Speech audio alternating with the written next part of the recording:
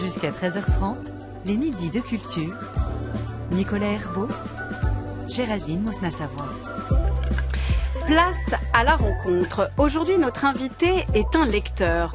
Alors oui, bien sûr, il écrit aussi des romans, des traités, des contes, des essais et des compléments désormais. Des compléments à la théorie sexuelle et sur l'amour, plus précisément, qui se présentent comme autant de dossiers alignés, de dossiers restés ouverts et qui n'aboutiront pas. Le chaos, l'enfance, Eros, la Boétie. Notre invité lit et relit ses recherches, toutes rassemblées, il me semble, autour de la question du langage, des bornes qu'il met à nos expériences, de la servitude aux autres qui l'impliquent, au point qu'en le lisant, à mon tour, je me suis demandé, parler serait-il la pire chose qui nous soit arrivée ? Bonjour Pascal Quignard. Bonjour. Bienvenue dans les Midis de Culture. Vous qui lisez, Pascal Quignard, vous qui écrivez, est-ce que vous vous méfiez du langage ? Oui.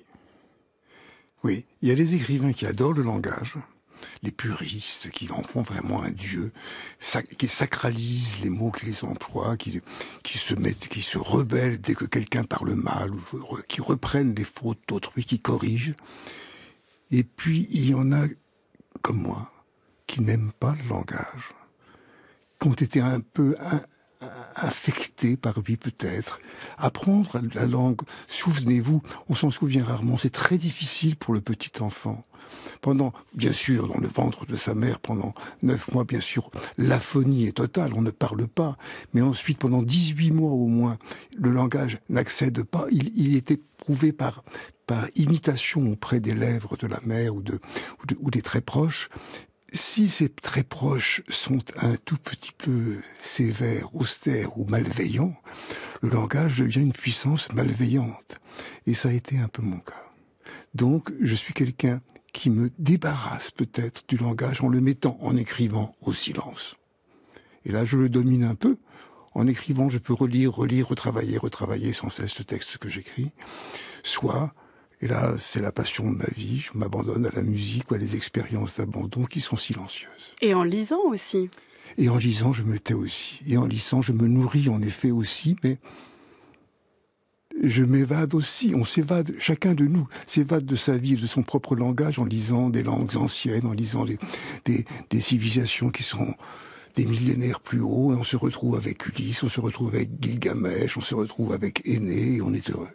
Mais vous qui avez été si prolifique, Pascal Quignard, que ce soit... Mais qui je suis demeuré. Et vous qui l'êtes encore, c'est vrai, avec ces compléments. Vous qui l'êtes encore. Non mais c'est vrai que dans l'avertissement à ces compléments, Pascal Quignard, vous le dites, je suis au crépuscule de ma vie. Oui. Seule la mort sera la censure. Donc oui, vous avez été prolifique. Vous l'êtes encore. Mais comment peut-on se méfier du langage alors que c'est presque votre matière principale ? Et même quand vous êtes ici, que vous venez parler de vos textes qui surajoutent du langage à du langage, finalement, vous ne pouvez pas faire sans lui.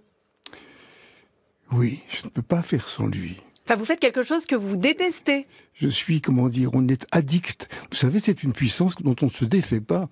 Lorsqu'on a commencé à parler, je crois qu'on ne s'en défait pas. Là, je le confirme. Oui, si vous voulez, non. Mais je veux m'attarder un instant. Oui. Parce qu'on peut, distendre ce lien, distendre ce qui nous a servi. On peut, par le biais de l'étymologie, par exemple, vous avez vu dans ma façon d'écrire, c'est une façon d'éplucher les mots pour essayer de les rapporter quelque chose de plus sensoriel, de ce qui était avant eux et qui en ont fait les signaux, avant qu'ils deviennent des signes. On peut essayer au travers du langage, et là c'est ma passion des langues mortes, essayer d'approfondir, de compléter précisément le langage vivant. Si j'ai appelé ça complément, voilà, il y a plus de 30 ans, non, il y a 30 ans tout rond. En 1994, j'avais fait paraître un livre qui s'appelait « Le sexe et l'effroi ». Qui déjà voulait, par rapport au monde de la psychanalyse, voulait montrer que, le monde chrétien n'avait pas été le premier monde mélancolique, mais que le monde gréco-romain, et surtout romain, avec le thème du taedium vitae, c'est-à-dire du dégoût de vivre qui habitait tous les plaisirs, avait déjà commencé quelque chose d'extraordinairement mélancolique et d'assez puritain, pour dire la vérité. Bon. Et ça n'était pas les chrétiens à qui on imputait tous les péchés du monde qui avaient été à la source de ce péché-là. Eh bien, 30 ans après, j'ai encore à compléter ce monde que je trouve merveilleux de la psychanalyse par ce qui entourait ces mythes anciens, pas seulement d'Oedipe, mais de Narcisse, d'Eros, les noms que vous avez cités, de Tirésias. Tous ces noms-là. On va en parler de Tirésias. Voilà, j'ai voulu compléter le sacré dossier, Tirésias. Oui, sacré dossier. Oui. Sacré dossier, Tirésias. J'aimerais qu'on entende la voix Pascal Quignard. Je ne sais pas si c'est un intellectuel, un homme de lettres, que vous aimez particulièrement. J'ai essayé de voir, vous ne le citez pas, en tout cas il me semble, dans ses compléments à la théorie sexuelle et sur l'amour, mais lui aussi a parlé de cette relation entre le langage et l'amour.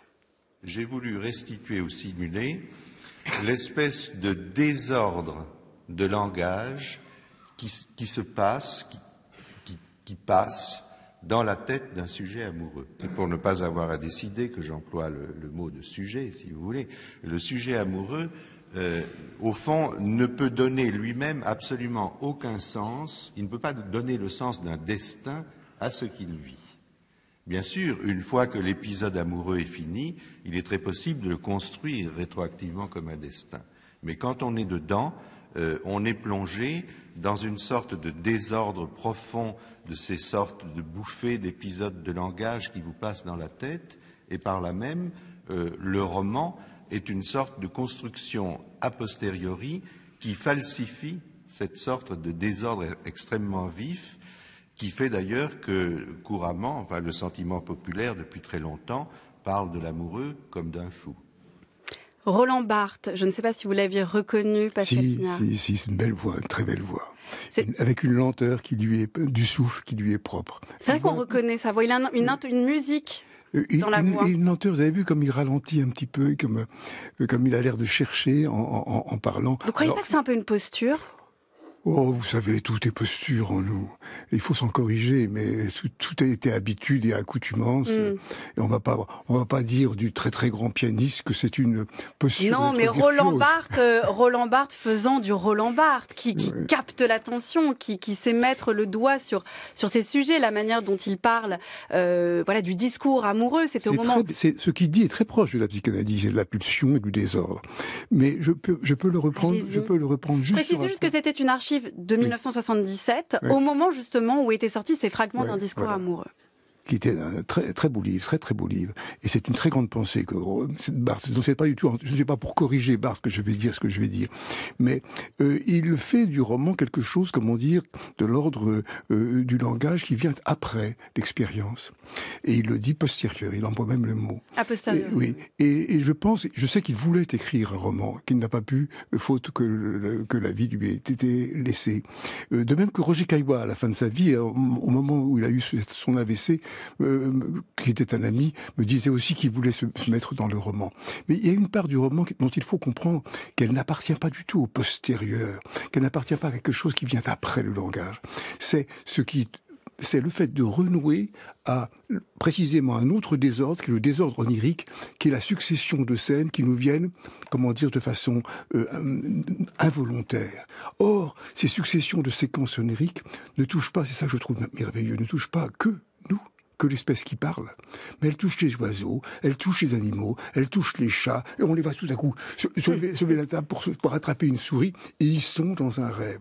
Or, je pense que la profondeur du roman et des contes appartient précisément à ce monde antélinguistique. Vous voyez ce que je voulais dire ? Donc vous faites une distinction, Pascal Quignard, entre le langage, cet ordre symbolique dont vous parlez, cette expérience linguistique qui castre, qui universalise le sujet, et la littérature, l'écriture de romans, l'écriture de contes. Oui, et le rêve, je lui ajoute le rêve, et la peinture, parce que les images qui elles viennent aussi du monde onirique, sont absolument sans commentaire, et c'est ce qui fait.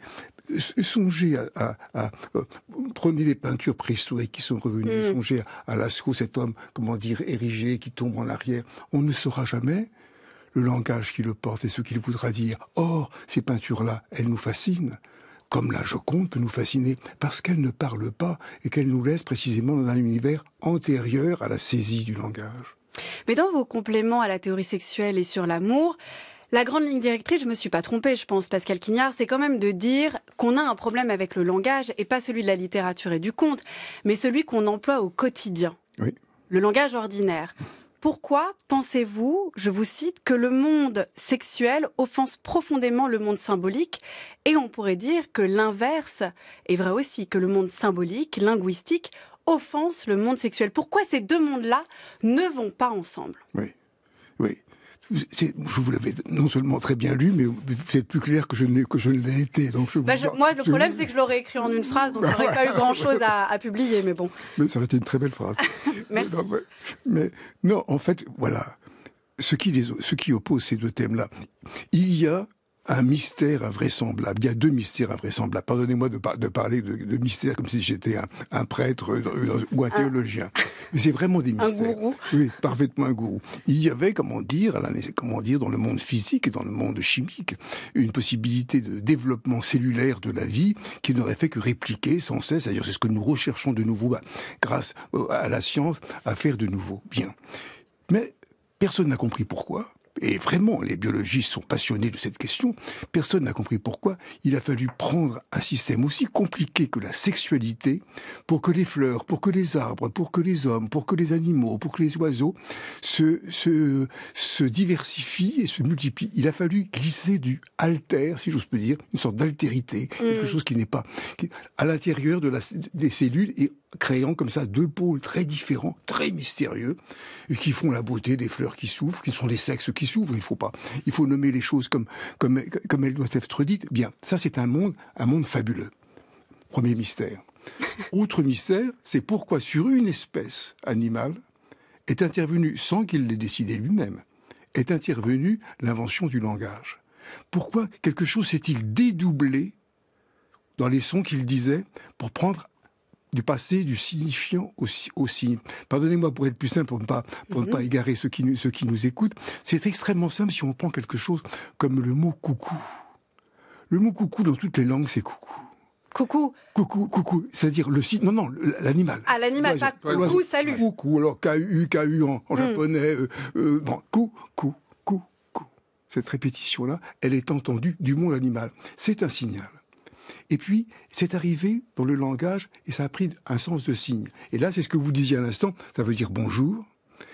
Dans le monde finlandais, ça veut dire bonne nuit. Le sens de coucou prend un sens, mais c'est toujours coucou. C'est pas... Pourquoi y a-t-il eu une signification qui s'est ajoutée à l'orientation émotive que tout appel impose? On sent quand un oiseau est heureux, quand il chante merveilleusement, quand il devient virtuose, on sent quand un chat est content et qu'il bondit. Vous voyez, là on est dans une communication qui est sensorielle et qui est extrêmement immédiate. C'est la même chose pour nous autres, Dieu merci, entre humains. Rien de plus beau et de plus sûr que la communication sensorielle entre deux personnes qui s'aiment, par exemple. Et il faut bien éviter le langage dans ce cas-là, lorsqu'on s'aime. Ne pas miner la relation avec de la spéculation, de signification. Pourquoi tu m'aimes? Quelle est la raison pour laquelle tu m'aimes? Et déjà, se déclenche déjà toute la division, Donc, alors, la propriété du langage, c'est qu'il est non sexuel. C'est que c'est une invention. C'est mon maître Émile Benveniste qui a vraiment souligné ce point. Donc le linguiste, oui. Oui, c'est le linguiste Émile Benveniste que j'ai connu quand j'étais tout enfant et que j'ai admiré jusqu'à la fin, qui est un très très grand penseur et qui marquait tout simplement, vous savez, lorsque nous engageons un dialogue, je te parle, tu me parles, que l'on soit homme, femme, vieux. Le jeu et le tu ne sont pas sexués, c'est ça. Le transfert se fait sans qu'il soit sexué. De même, et c'est peut-être une des limites de la psychanalyse, le transfert n'est pas sexué, mais nos vies, comme celle des fleurs, comme celle des arbres, comme la beauté de la nature, est sexuée. Mais voilà la division. Vous comprenez la division? Je comprends parfaitement. Que vous mettiez en cause. Mais je ne sais pas si je suis tout à fait d'accord avec vous, Pascal Quignard, sur le fait que le plaisir de l'amour, et là peut-être que je rejoins plus Roland Barthes, même si vous n'êtes pas foncièrement opposé à Roland Barthes, c'est que le plaisir de l'amour, c'est de le dire, de reconstituer l'histoire, de se disputer, de pourquoi tu m'aimes, comment on s'est rencontrés, de recréer la rencontre. Ça prolonge le plaisir. Vous avez de très curieux plaisirs. Vous dites rien.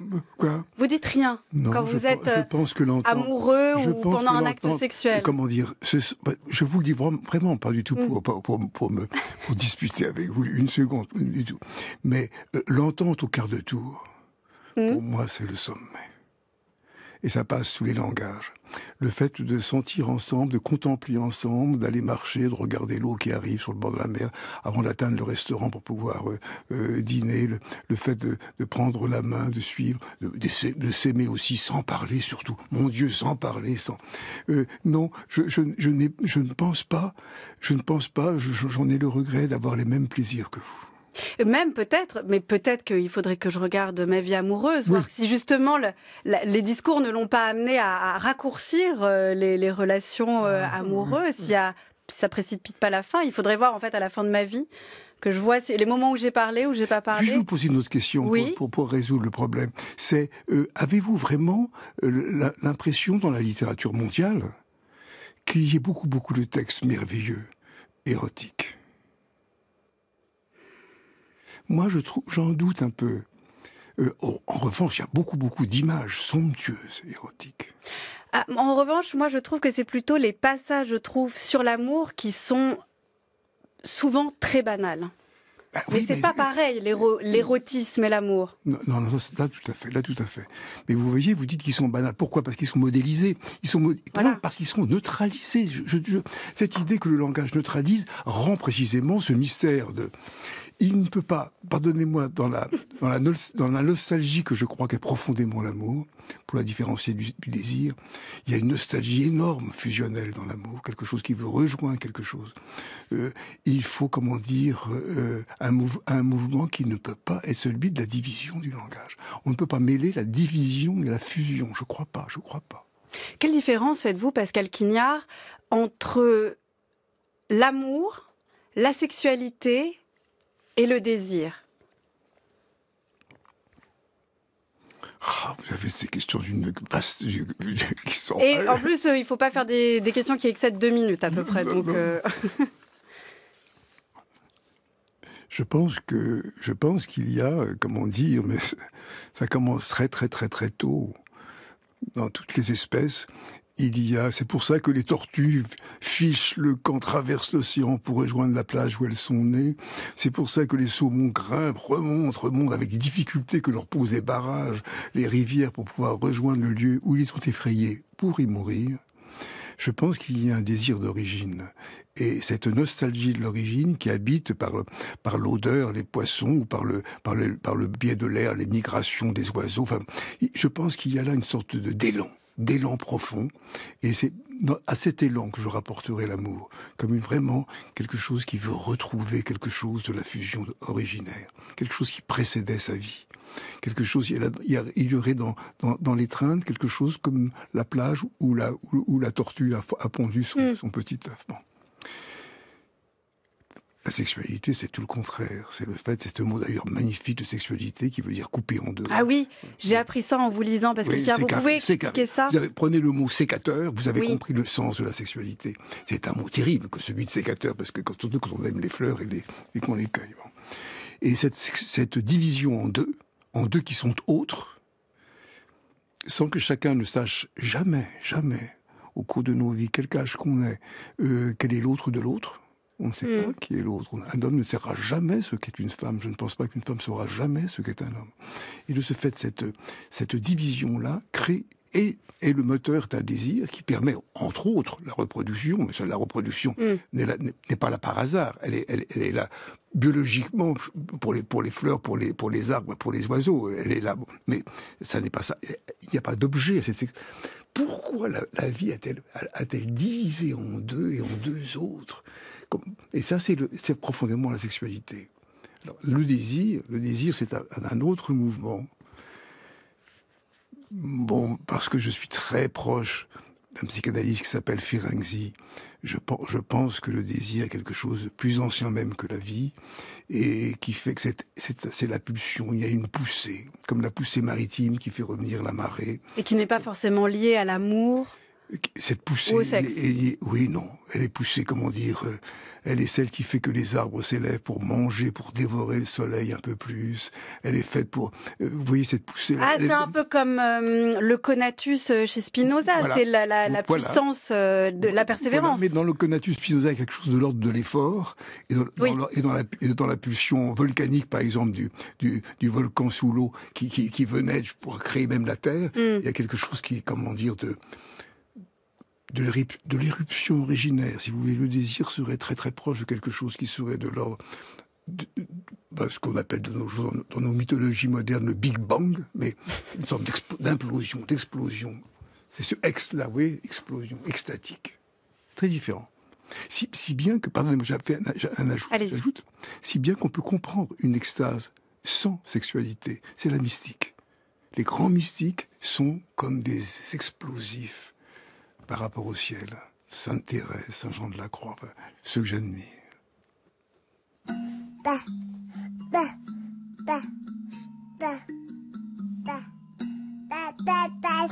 Marie-Hélène et Guy Ledieu, parents de 8 enfants.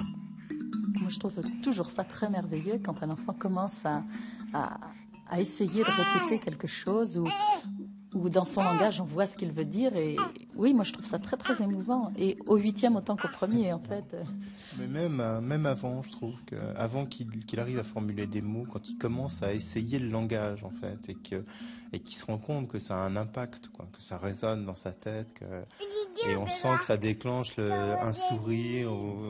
Il s'étonne de ce qu'il vient de faire. Tout à fait, c'est extraordinaire.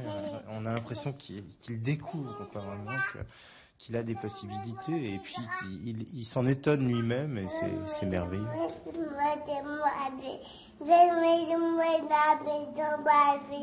Les midis de culture. Jusqu'à 13h30. Géraldine Mosna-Savoie, Nicolas Herbeau.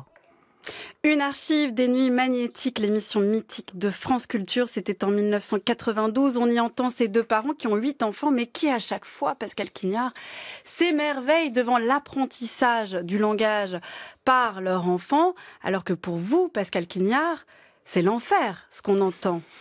Pas du tout, pas du tout. C'est eux qui interprètent une chose merveilleuse dans un sens précis. Ce qu'on entend, et qui est merveilleux, qui est ce balbutiement, c'est ce que le philosophe Lucrèce appelait l'allatio en latin, c'est le fait de dire lala. Le babil. Le babil. Ces choses absolument merveilleuses ne sont pas, c'est comme la pulsion, elles ne sont pas dirigées. Elles sont inorientées. Plusieurs sens peuvent leur être accordés, et l'un des sens qu'oublient nos deux amis en parlant de leurs enfants, c'est par exemple la musique ou le chant. En fait, ils essaient de croire, et c'est beau de leur part, mais c'est une fiction, que cela se dirige vers le langage, parce qu'ils cherchent précisément à obtenir de l'enfant le langage qu'ils vont leur apprendre. C'est eux qui vont apprendre à leurs petits le langage. S'il n'y avait pas les parents, les petits n'iraient pas jusqu'au langage. Pourquoi je suis un tout petit peu sévère avec eux, c'est par passion pour le monde des autistes. Il y a une possibilité merveilleuse de refuser le langage, sachant que c'est un piège, ils le savent. D'ailleurs, très souvent, les autistes comprennent tout, mais ne veulent pas le laisser entendre. Et ils préfèrent, se servir du langage, précisément, restant dans le murmure, faire marcher la salive sur leurs lèvres, faire chanter, leur corps, éprouver tout leur bruit corporel. Et tout ceci, qu'on entend aussi chez ces délicieux enfants, y est présent. Et vous voyez, eux, et c'est ça le propre du récit humain, mettre un début et une fin à la séquence que nous venons d'entendre. Mais on peut être encore plus émerveillé et ne mettre aucun début, aucune fin. Aucun sens, finalement. Voilà, et laisser la possibilité du chant, la possibilité du silence autistique, la possibilité du cri aussi. Du langage aussi, la possibilité d'écrire, de taire le langage. De taire le langage. Vous savez, c'est parce que vous parlez de ça. Je retravaille sur un musicien qu'aimait beaucoup Jean Kelevitch, sur lequel il a écrit d'ailleurs, et qui est Federico Mompaou. Vous voyez que non, mais peu importe. Je vous dis ce qu'il a voulu faire et qui a beaucoup séduit Vladimir Jankélévitch. La musique peut attaquer et lancer le chant de façon merveilleuse. C'est ce qu'on appelle souvent la musique d'ailleurs. on lance un chant, c'est une pure merveille. Et Mompau, en 1951, d'ailleurs il ne voulait pas publier du tout ce qu'il avait écrit, et puis, comment dire, un Catalan magnifique de Barcelone, fils de fabricant de cloches, a écrit des musiques qu'il a appelées Musica Callada, musique qui cherche à se taire. Vous voyez, déjà, vous avez déjà deviné un peu ce qu'il a voulu faire. Ou, alors qu'on met habituellement au terme d'une musique un point d'orgue pour arriver à son silence, attaqua jusqu'au silence, et c'est la musique romantique que nous adorons aussi, que vous comme moi, et puis lui il a fait le contraire. Et dans ce cas-là, il lance les extinctions. Il prend à rebours le chant, et il va jusqu'à le faire se taire. Eh bien, je pense qu'un écrivain, c'est un musicien de musica callada, c'est quelqu'un qui cherche à faire taire dans la beauté le langage. Est-ce que vous n'êtes pas un peu naïf, Pascal? Totalement. Il y avait une suite quand même, Pascal Quignard, sur le fait de cette fusion originaire de l'amour, de la création des plantes, des animaux, des humains, sur cette vie en fait dont vous parlez, intra-utérine, fétale, dans l'eau, en silence, juste faite de sons, de bruits, qui serait, on a l'impression, meilleure pour vous, mais dont en fait on ne sait rien. Totalement. Tout ce que vous dites est parfaitement exact. On n'en sait rien. Et c'est bien pour ça que, pardonnez-moi, que j'ai voulu compléter. Parce que, en fait, vous évoquez des fantasmes ou des mythes psychanalytiques qui sont dus essentiellement, d'ailleurs, à Freud et à Ferenczi. Et pourquoi ce serait mieux? Et un petit peu à Rank. Je ne vais pas vous répondre tout de suite sur pourquoi ce serait mieux. Moi, j'ai voulu compléter des gens en cherchant si dans l'Antiquité, il y avait en effet une même perception. Et oui. Pourquoi, dans le monde romain, par exemple, il n'y a pas d'exemple où on ne présente la naissance comme un naufrage? C'est toujours un naufrage. Vous êtes d'accord avec moi que s'il y a un naufrage, c'est que ça allait mieux avant. Oui. Il y a un naufrage et on retrouve un enfant qui vagit sur le bord d'une laisse de sable et qui, comment dire, pleure pour la première fois dans le regret du monde qu'il a perdu. Oui, j'ai voulu compléter en montrant qu'il n'y a pas que eux qui avaient ce mythe. Ce sont je veux, comment dire, nourrir, j'ai voulu, si vous voulez, nourrir les mythes de leur pré-mythe, de leur origine mythique. Ou enfoncer le clou. Enfoncer le clou. Mais on ne peut pas dire, je sais très bien que, comment dire, il y a des grossesses qui se passent très très mal, et comme l'émotion maternelle, comment dire, se communique directement par les ondes même, comment dire, l'audition naît avant même le sensoriel. L'audition et l'émotion naissent ensemble, vraiment vers 2-3 mois, je sais pas. Dans ce cas-là, tout est ressenti. Si tout se passe très mal, la vie utérine se passe très mal. J'ai même, à chaque fois que je le vois, à chaque fois que je lui rencontre, je lui redemande qu'il me répète, il me répond oui. Un ami qui s'appelle François Farge et qui fait ses films, comment dire, in utero, et qui m'explique que il arrive, d'une part, que le fœtus, pardonnez-moi, j'allais dire nourrisson, mais pardonnez-moi, soyons précis avec le fœtus. Oui.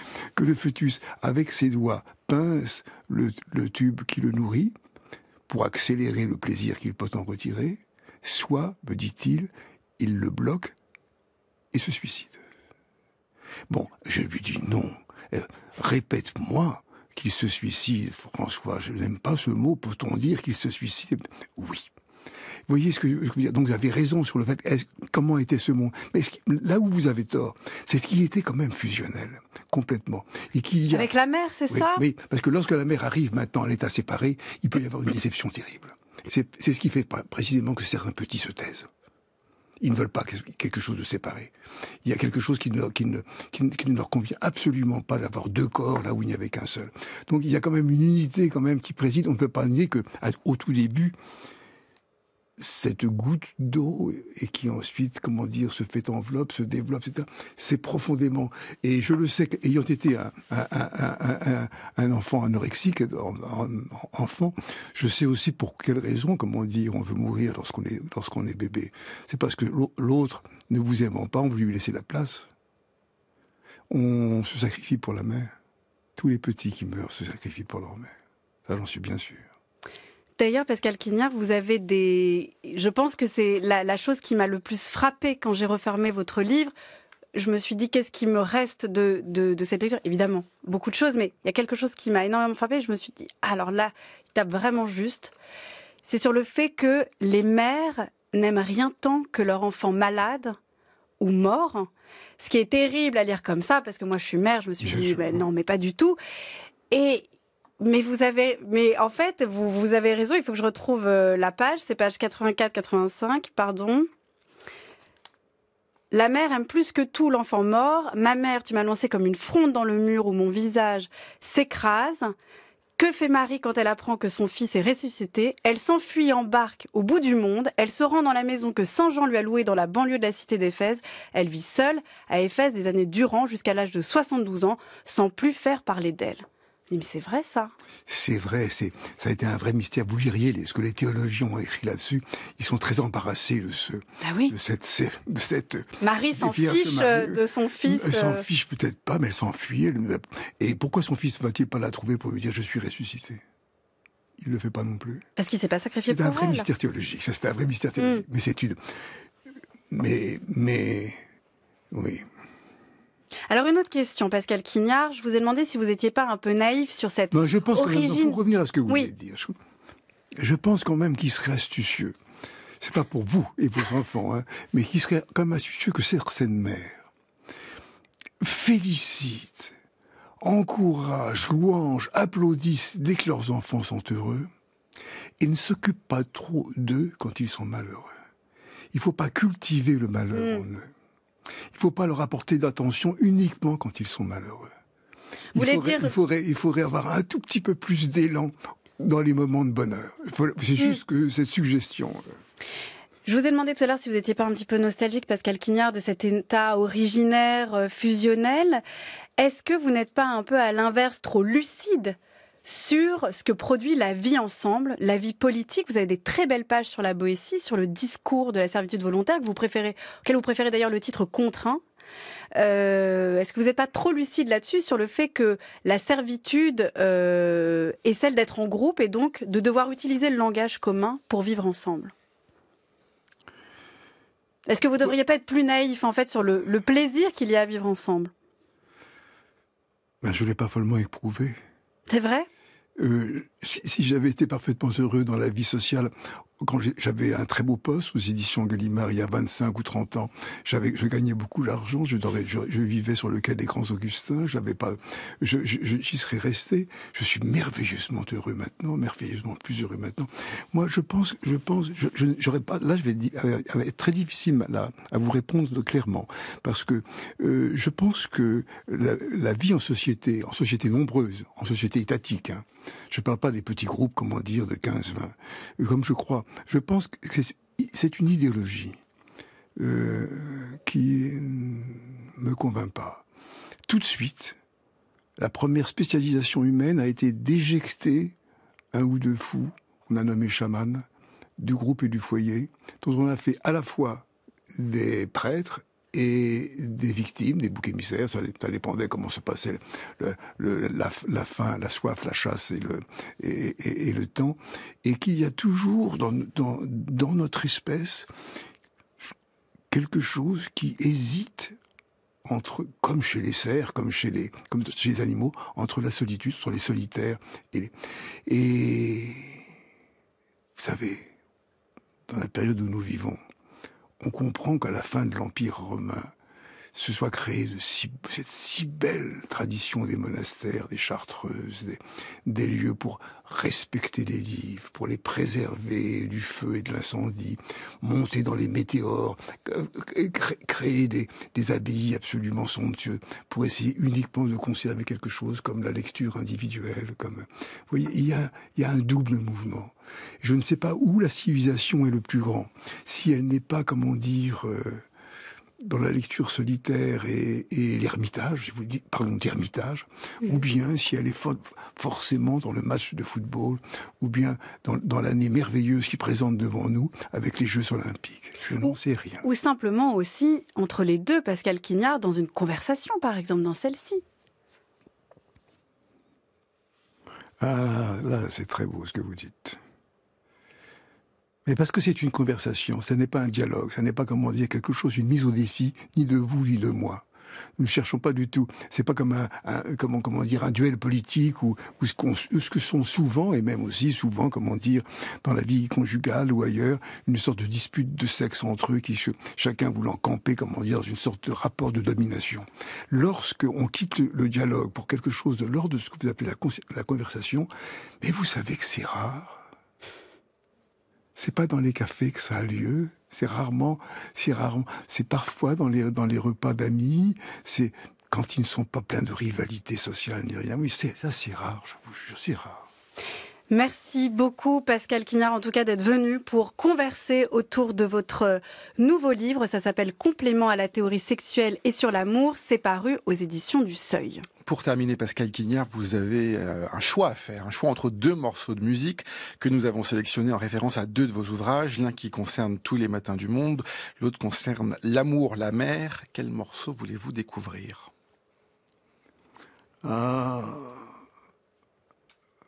L'amour, la mer.